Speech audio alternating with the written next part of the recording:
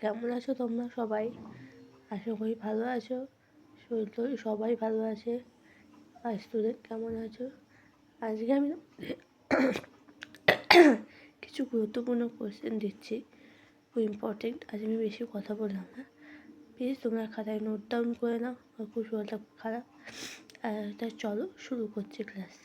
আজকে আমি তোমাদের বেশি কোয়েশ্চেন দিলাম না, পাঁচটা কোয়েশ্চেন দিলাম। পাল সেন যুগে সাহিত্য, ব্যাকরণ, ধর্ম, দর্শন, চিকিৎসাশাস্ত্র লেখা হতো কে? সংস্কৃত ভাষায়।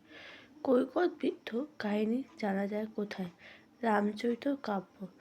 বৌদ্ধ ধর্মমতে নির্বাণ শব্দের অর্থ কী? মুক্তি। এটা খুব ইম্পর্টেন্ট কোয়েশ্চেন। পাল রাজারা কোন ধর্মে অনুরাগী ছিলেন? বৌদ্ধ।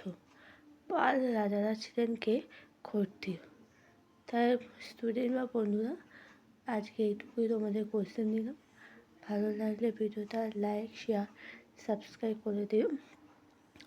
নতুন আমি এই কদিন একটু অল্প অল্পই কোয়েশ্চেন দেবো, প্লিজ তোমরা চট করে একটু খাতায় নোট দাও আর তাড়াতাড়ি মুখস্থ করে নিও, ঠিক আছে?